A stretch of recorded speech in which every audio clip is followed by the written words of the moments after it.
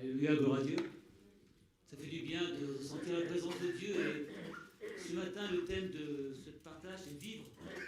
Vivre la présence de Dieu.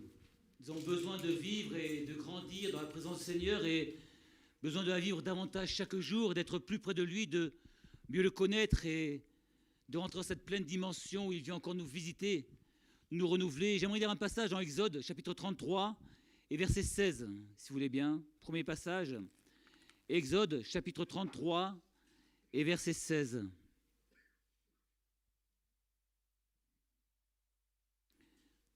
Je vous laisse chercher. Exode 33, verset 16, il est écrit « Comment serait-il donc certain que j'ai trouvé grâce à tes yeux, moi et ton peuple ? Ne serait-ce pas quand tu marcheras avec nous et quand nous serons distingués, moi et ton peuple, de tous les peuples qui sont sur la surface de la terre ?» Alléluia. L'Éternel dit à Moïse « Je ferai ce que tu me demandes, car tu as trouvé grâce à mes yeux et je te connais par ton nom. » Amen. L'importance pour nous, en tant que chrétiens, de vivre, d'expérimenter la présence de Dieu, la pleine présence de Dieu dans nos vies, c'est indispensable pour notre marche. Sans lui, nous ne pouvons rien faire, on dit la parole, et sans le Seigneur, nous ne pouvons rien faire, mais sans sa présence dans notre vie, que pouvons-nous faire ? La vivre, cette présence, c'est une nécessité pour chacun d'entre nous, pour toi et pour moi ce matin.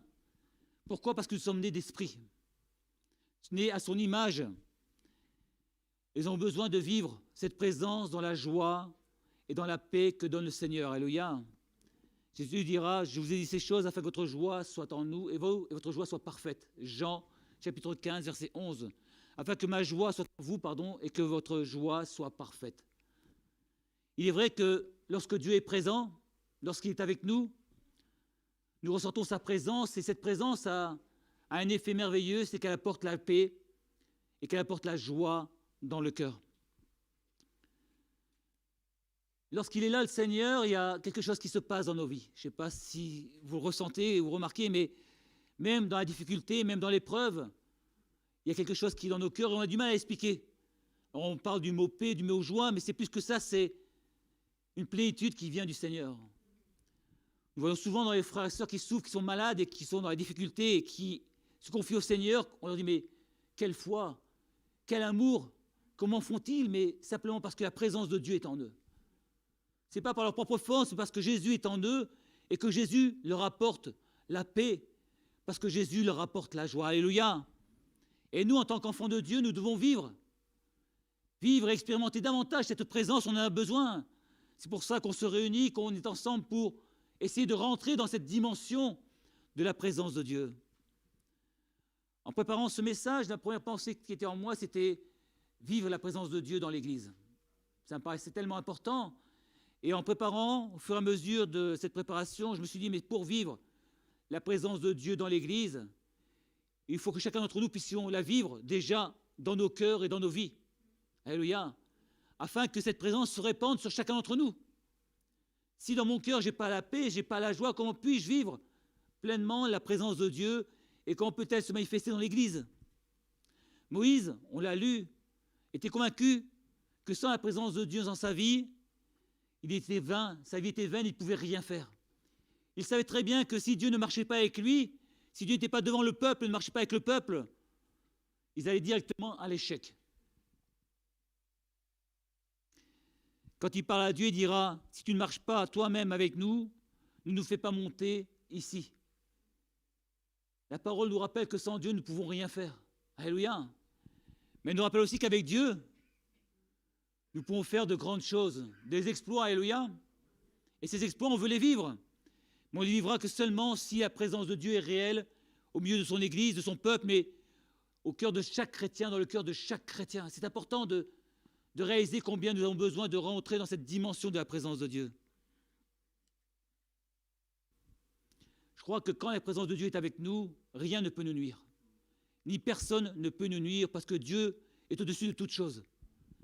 Dieu gère et dirige toutes choses et même s'il y a la souffrance, la difficulté, nul ne peut nous nuire parce que Dieu est avec nous. Et celui qui est avec nous est plus fort que celui qui est dans le monde. Alléluia. Amen. Vous savez, quand on dit ces paroles, on les dit, mais plus que des paroles, c'est une réalité. Hein, ce n'est pas simplement dire Dieu est avec nous, alléluia, c'est en être sûr dans nos cœurs, en être persuadé dans nos vies qu'il est là, le Seigneur. Ce matin, quand vous êtes arrivés, vous êtes dit, tiens, je vais peut-être à une réunion, mais c'est plus que ça, Dieu est présent.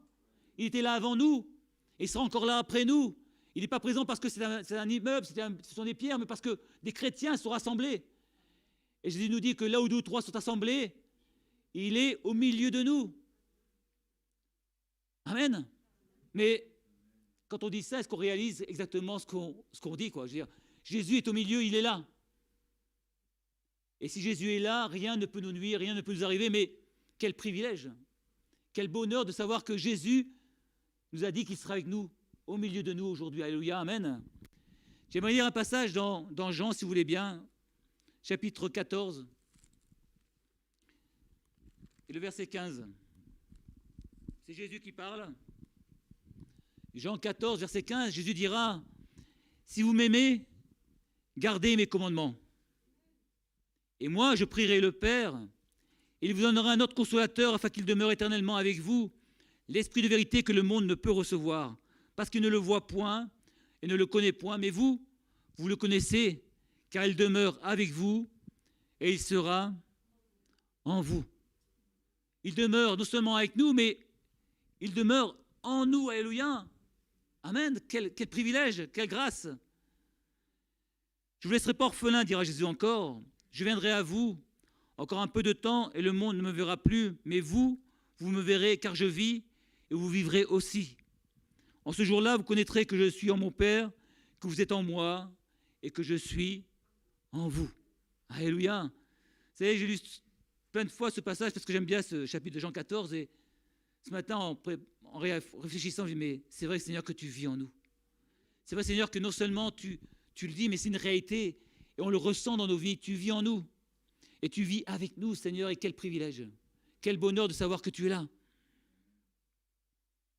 Moïse avait compris que pour pouvoir avancer avec le peuple de Dieu, il fallait que Dieu soit avec lui, que Dieu le conduise, que Dieu le dirige. Alléluia.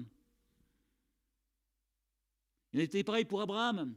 La présence de Dieu était tellement évidente dans sa vie que Abimelech lui dira, viens lui parler en ces termes, Dieu est avec toi dans tout ce que tu fais. La présence de Dieu dans la vie d'un chrétien, non seulement est réelle, mais ça se voit.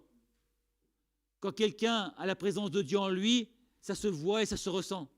Et bien souvent, les gens sont étonnés. Mais qu'est-ce qu'il a? Comment ça se fait que, malgré les épreuves, les difficultés, cette paix est en lui? Moi, je crois qu'un chrétien qui vit la présence de Dieu, ça se ressent et ça se voit non pas parce qu'il dit, mais parce qu'il est. Et ce qu'il est ne vient pas de lui, ça vient du Seigneur. Alléluia. Et plus nous rechercherons la présence de Dieu, plus la présence du Seigneur sera réelle dans nos vies et plus les gens seront interrogés par le fait qu'il y ait quelque chose de plus en nous. Encore une fois, ce n'est pas lié à notre capacité, simplement parce que Dieu est présent. Et plus Dieu aura de la place, plus sa gloire se manifestera au milieu de son Église, de son peuple. Dieu parle à Isaïe et il va lui faire une promesse spéciale et j'aimerais qu'on la prenne ensemble. Il lui dira, sois sans crainte, car je t'ai racheté. Je t'ai appelé par ton nom. Alléluia. Tu es à moi. Si tu traverses les eaux, je serai avec toi. Et les fleuves ne te submergeront pas. Si tu marches dans le feu, tu ne brûleras pas, et la flamme ne te consumera pas. Car je suis l'Éternel ton Dieu. Tu sais que tu as du prix à mes yeux. Sois sans crainte, car je suis avec toi. Ésaïe 43, versets 1 à 5. Merveilleux passage de la parole de Dieu, et combien aujourd'hui on a besoin de réaliser encore ces paroles. C'est pour toi, c'est pour moi ce matin. Sois sans crainte, car je suis avec toi, même si tu traverses les eaux, même si tu traverses des difficultés, quelles qu'elles soient. Sois sans crainte, dit le Seigneur, parce que je suis avec toi. Et en lisant ces paroles, nous devons réaliser combien il est merveilleux de savoir que Dieu est présent avec nous. Dieu n'a pas dit que nous n'aurions pas de difficultés, qu'il n'y aurait pas des fleuves à traverser, qu'on ne serait pas agressé, attaqué. Il dit simplement, sois sans crainte. Sois sans crainte parce que je suis avec toi. Et ce matin, si tu vis dans la difficulté, dans l'épreuve, dans la maladie, sois sans crainte parce que le Seigneur est avec toi. Alors bien sûr, on aimerait tellement que le Seigneur agisse comme nous, on veut qu'il agisse. Mais ça ne marche pas comme ça avec le Seigneur. Il est souverain, il est le maître. Par contre, une chose est certaine, c'est qu'il nous a dit, sois sans crainte, car je suis avec toi. Vous savez, bien souvent, dans notre fonctionnement, on voudrait que Dieu soit à tel endroit, tel endroit, tel endroit, qu'il agisse de telle manière, à tel moment. Mais je pense que la présence de Dieu se manifeste n'importe comment, à n'importe quel moment, dans n'importe quel lieu, parce que c'est Dieu qui est souverain. C'est pour ça que Jésus dira, lorsque tu pries, entre dans ta chambre, ferme ta porte, et là, prie ton Père. Prie ton Père. Il faut nous disposer à recevoir la présence de Dieu chaque jour de notre vie. Agé dira au chapitre 2, verset 9, « La gloire de cette dernière maison sera plus grande que celle de la première, dit l'Éternel des armées. »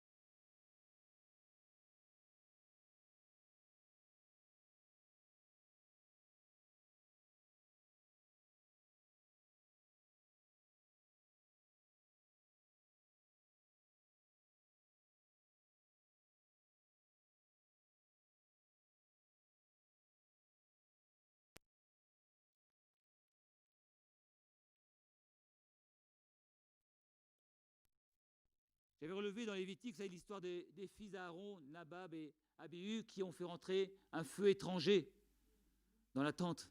Vous savez ce qui leur est arrivé. Bon, il est vrai qu'aujourd'hui, on est sous la grâce, et c'est important, mais que nous puissions vraiment désirer dans notre cœur qu'il n'y ait rien qui puisse déplaire au Seigneur. Et si dans ma vie, il y a des choses qui ne sont pas à sa gloire, que je puisse les déposer à la croix.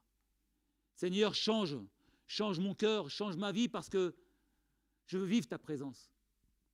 Nous ne pourrons jamais vivre pleinement en tant que chrétiens la présence de Dieu si les choses ne sont pas réglées dans nos vies. Avec les voisins, avec les autres, que ce soit la rancœur, quel que soit le problème, si tu ne règles pas tes problèmes dans ta vie, tu ne pourras jamais pleinement vivre la présence de Dieu. Et c'est pourtant ce que Dieu veut pour nous, qu'il n'y ait rien qui nous empêche de vivre la présence de Dieu. Je disais tout à l'heure, les conséquences pratiques de la présence de Dieu, c'est la paix et c'est la joie.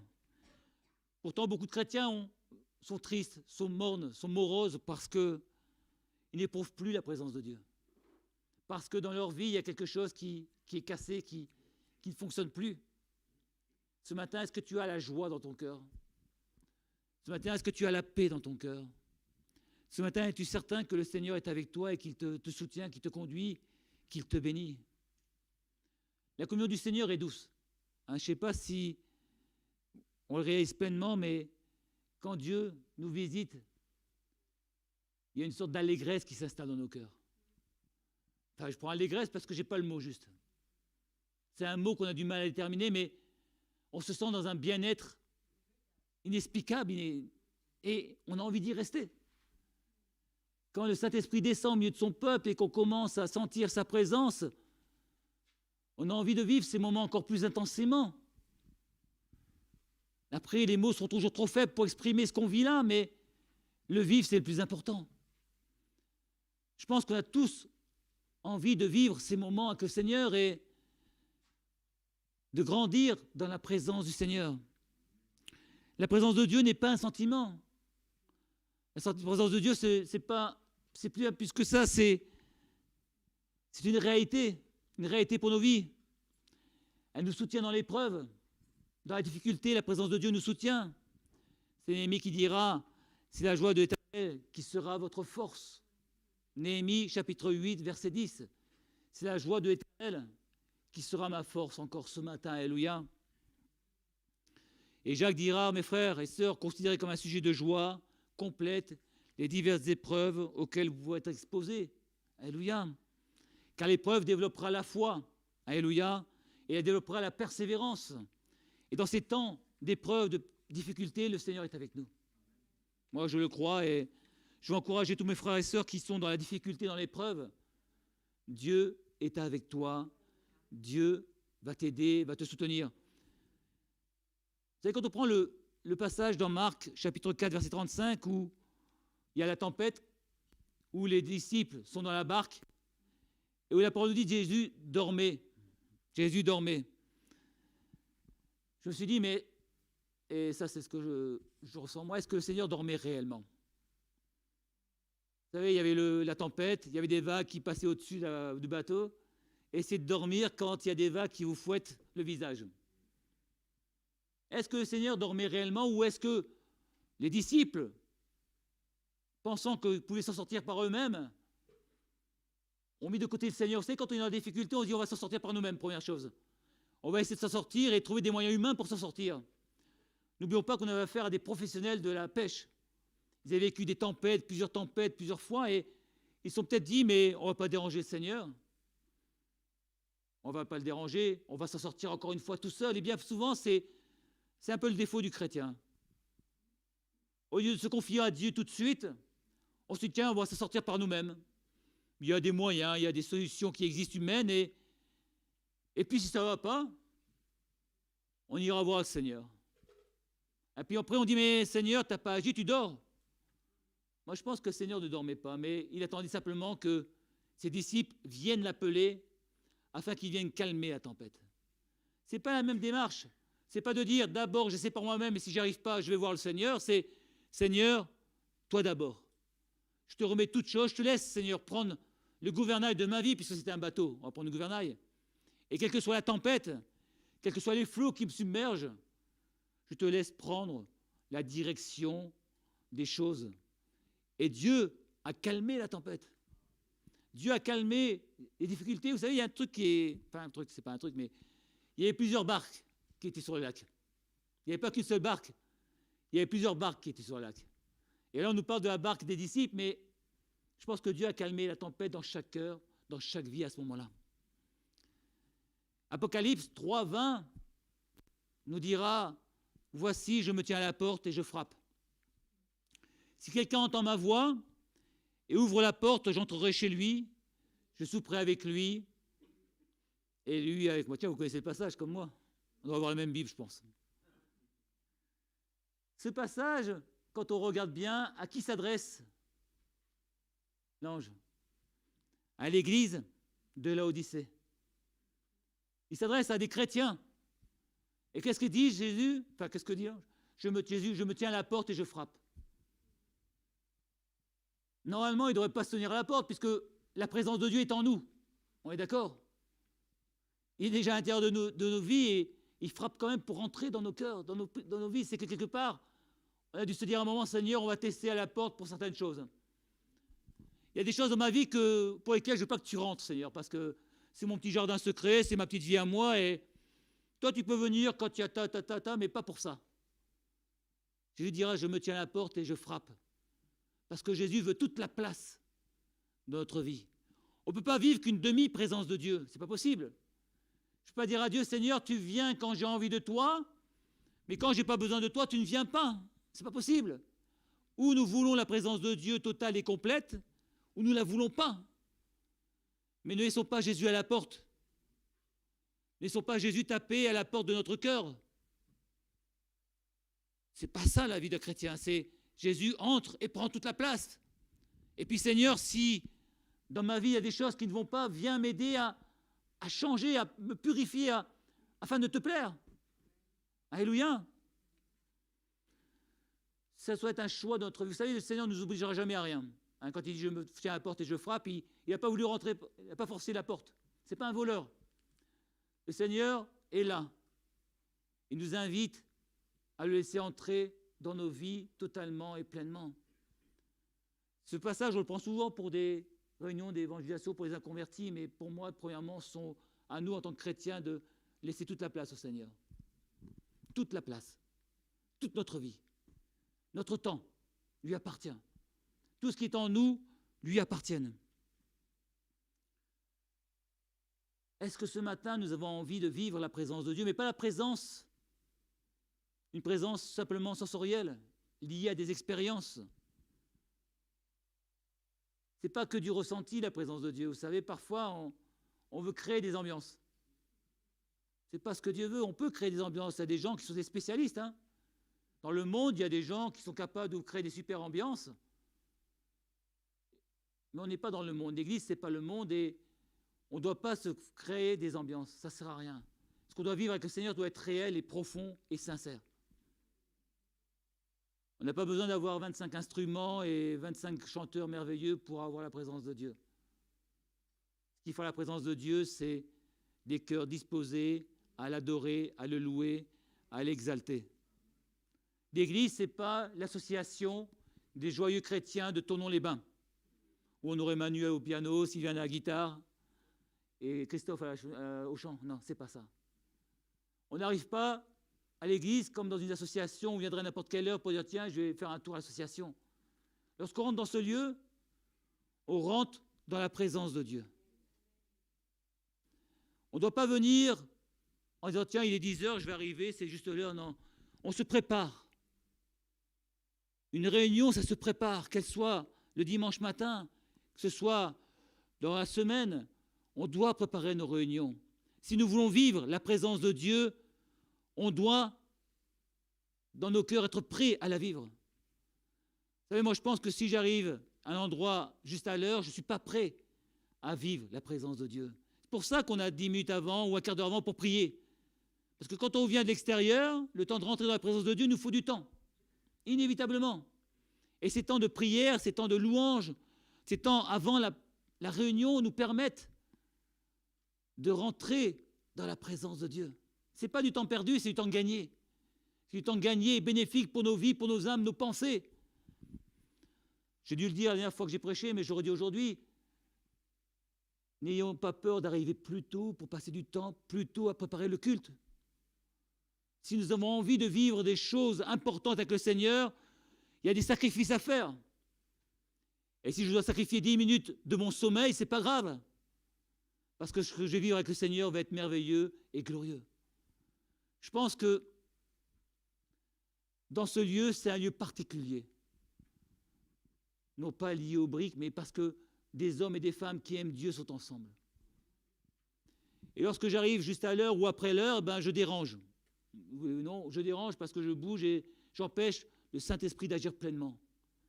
Si nous aimons la présence de Dieu, si nous aimons Dieu, essayons de faire l'effort d'arriver un peu plus tôt pour rentrer dans la présence de Dieu. Vous savez, je dis ça avec beaucoup d'amour parce que je vous donne tout mon cœur, mais il faut savoir dire les choses aussi, je pense, et dire réellement, si nous voulons vivre pleinement la présence, nous devons faire des efforts. Nous sommes esclaves de Christ, notre vie appartient à Christ, nous sommes disciples du Seigneur, et un disciple, il y a de la discipline.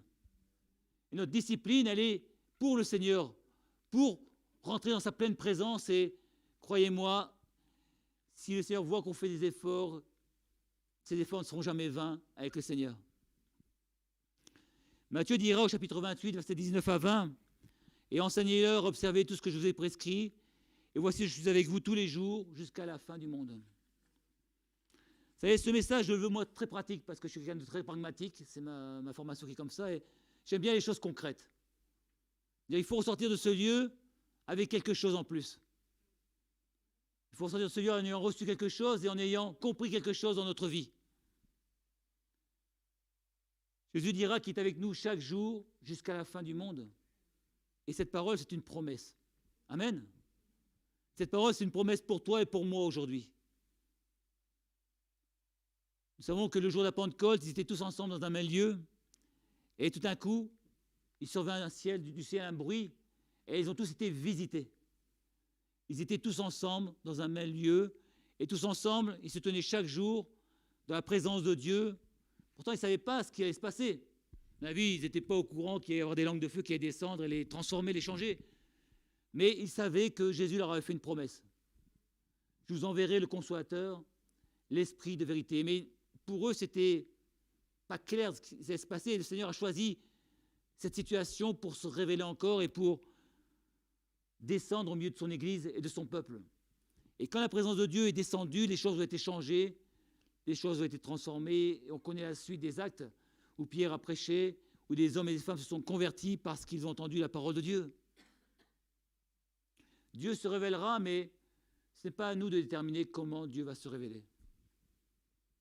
Il peut se révéler au travers du bruit, se révéler au travers d'un doux murmure, qu'importe. L'important, c'est que nous ressentions sa présence. Ce matin, nous puissions développer notre sensibilité à la présence de Dieu. Nous sommes sensibles à des choses différentes, nous sommes tous différents, avec des qualités, des défauts, mais puissions-nous développer notre sensibilité à la présence de Dieu.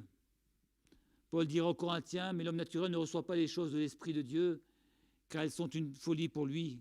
Il ne peut les connaître parce que c'est spirituellement qu'on en juge. L'homme spirituel, au contraire, juge de tout, n'est lui-même jugé par personne. Puissions, encore une fois, développer en nous l'homme, avec un grand H, spirituel.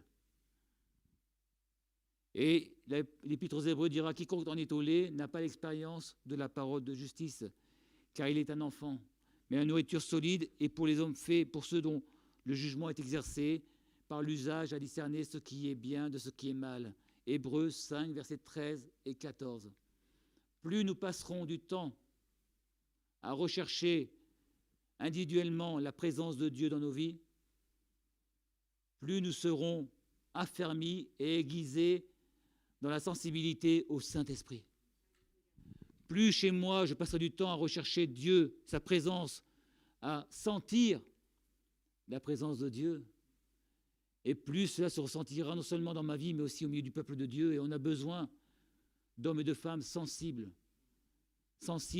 à la présence de Dieu, afin de ne pas laisser les choses humaines prendre le dessus, mais vraiment laisser le Saint-Esprit descendre et agir au milieu de son peuple. Nous devons développer nos capacités spirituelles à discerner les choses de Dieu. Je ne sais pas si ce matin ça vous donne envie, mais pour entrer dans sa présence, il y aura toujours un prix à payer. Et ce n'est pas dans ce lieu, c'est chez nous. Dans notre vie personnelle avec le Seigneur que nous allons développer ces choses et dans lesquelles elles vont grandir. Rassurez-vous, j'arrive à la dernière page.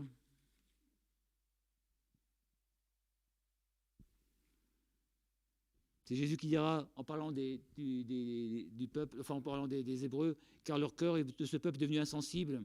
Ils ont endurci leurs oreilles et ils ont fermé leurs yeux, de peur qu'ils ne voient de leurs yeux, qu'ils n'entendent de leurs oreilles, qu'ils ne comprennent de leur cœur, qu'ils ne se convertissent et que je ne les guérisse. Ce matin, que nos cœurs ne soient pas endurcis, que nos oreilles ne soient pas fermées, que nos yeux puissent être éclairés, non pas de notre propre vue, mais par le Saint-Esprit, concernant les choses d'en haut. Puissions développer au milieu de l'Église les dons de l'Esprit, la manifestation du Saint-Esprit au milieu du peuple de Dieu. La parole de vie d'aspirer aux choses d'en haut, de rechercher ces choses d'en haut. Et si nous voulons aspirer aux choses d'en haut, rechercher ces choses d'en haut, nous devons développer notre communion avec le Seigneur, la faire croître et grandir. Que notre cœur ne soit pas insensible aux choses de Dieu, insensible au Seigneur, que nous puissions réaliser que ce matin encore, chacun d'entre nous a besoin de passer plus de temps à rechercher le Seigneur, à rechercher sa présence. Puissions aussi avoir la liberté d'exprimer ce que le Seigneur met sur nos cœurs. Ne laissons pas la crainte nous empêcher de vivre la dimension de la présence de Dieu. Vous savez, parfois, Dieu nous parle et on n'ose pas parce qu'on se dit, mais est-ce que c'est vraiment de moi ou est-ce que c'est de Dieu ? Ne laissons pas la crainte nous empêcher de rentrer dans la dimension de la présence de Dieu. L'amour parfait, merci. Si nous laissons Dieu s'exprimer dans nos vies vont être transformées et changées. et que rien, j'ai terminé par là, ne fait faire obstacle à l'expression de Dieu dans nos vies, afin que nous puissions être vraiment ces temples du Saint-Esprit, et qu'au travers de nos vies, Dieu puisse se glorifier, et que l'Église puisse vivre des temps particuliers, où tous ensemble, on va rentrer dans cette dimension où Dieu va se manifester et se glorifier pour sa gloire. Amen. Si entre Dieu, nous sommes là ce midi, et notre désir, c'est de bien de rentrer en ta présence. Nous avons besoin de sentir que tu es avec nous, que tu nous aides, que tu nous conduis, que tu nous diriges, Seigneur. Alors, ce matin, qu'il n'y ait rien en moi, Seigneur, qui puisse t'empêcher encore de prendre toute la place. Seigneur, si dans ma vie, il y a des choses qui ne sont pas à ta gloire, aide-moi, Seigneur, ouvre mes yeux, ouvre mon entendement, que je puisse comprendre ces choses et changer. Parce que, Seigneur, notre seul désir, c'est de nous approcher de toi. C'est de vivre ta présence. C'est de vivre ces temps particuliers où tu vas nous visiter, nous renouveler, Seigneur, au milieu de ton peuple, dans ton Église, mais aussi chacun d'entre nous, chez nous, dans notre temps de prière, notre temps d'intimité avec toi. Seigneur, nous avons besoin que tu viennes nous aider. Conduis-nous, visite-nous, Seigneur. Viens nous bénir encore. Viens nous inspirer, nous conduire dans le nom de Jésus. Amen, Seigneur. Amen.